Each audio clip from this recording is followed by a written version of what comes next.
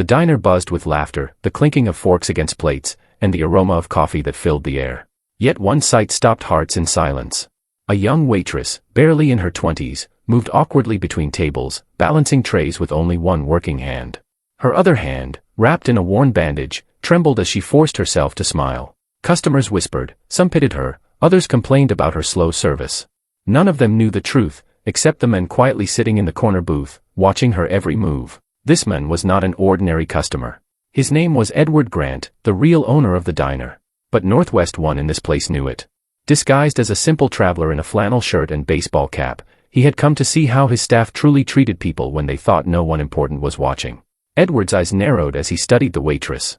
Her name tag read Lily. Her face was pale, her lips pressed tightly as she tried not to reveal her pain. With every step, her bandaged hand seemed to burn, yet she pushed through, refusing to complain. He saw her pour coffee with her good hand, balancing plates on her arm, even cleaning tables while others laughed in the back, doing nothing to help her.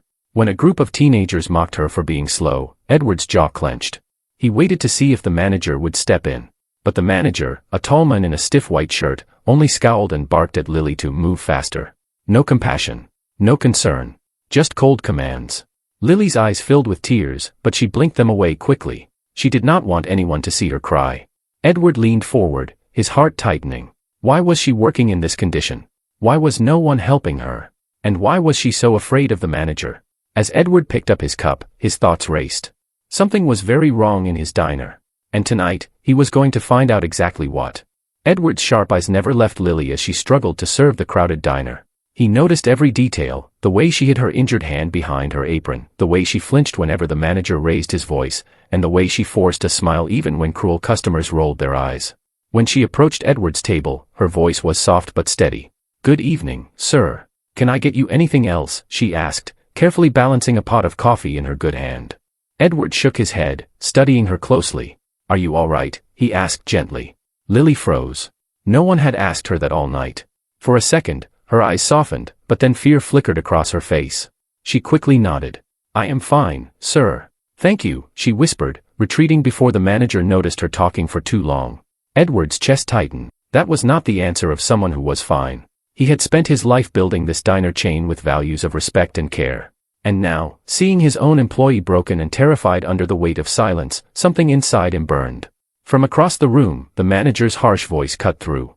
"Lily, table 6 is waiting.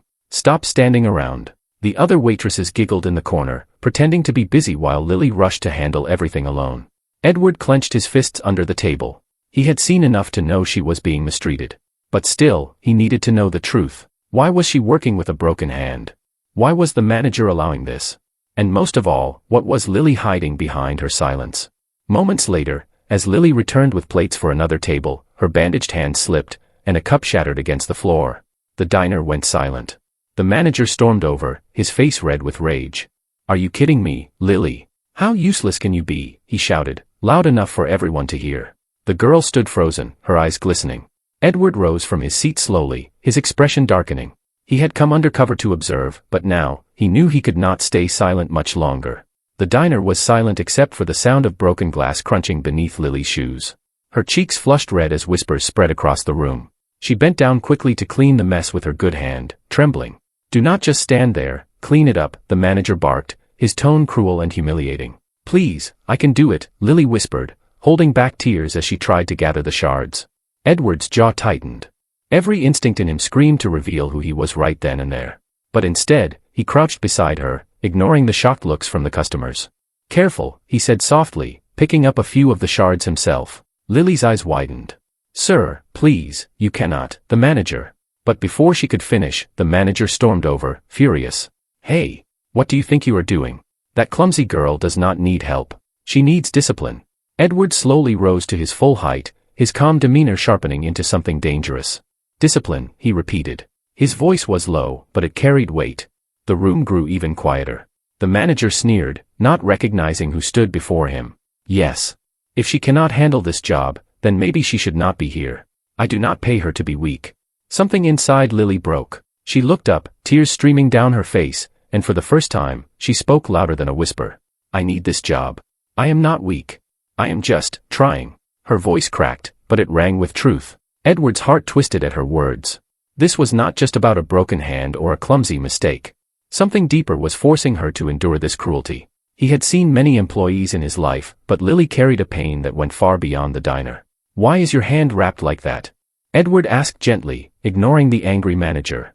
Lily froze. The room seemed to hold its breath. She hesitated, her lips trembling. And then, with a voice so soft it almost disappeared, she confessed. "It was not an accident. Someone hurt me." Gasps filled the diner. The room shifted from judgment to shock. Edward's blood ran cold, his fists clenching at his sides. Now, he was done pretending. The entire diner froze after Lily's words. Even the clatter of plates in the kitchen stopped. Customers leaned closer, whispering in disbelief. Edward stepped forward, his voice steady but sharp. "Who hurt you, Lily?" Her lips trembled. She lowered her eyes, clutching her apron. "My ex. He said if I ever quit working, if I ever asked for help, he would make things worse. That is why I never stop working. Even with this hand." Tears glistened in her eyes, but she held her head high, refusing to completely break. Edward's chest burned with anger. He had heard enough. Slowly, he reached into his pocket, pulled out a sleek black wallet, and set it on the counter. The golden emblem engraved on it shimmered under the diner lights. The manager's face went pale. He recognized it. The emblem of the owner. Edward's voice cut through the silence. "My name is Edward Walker.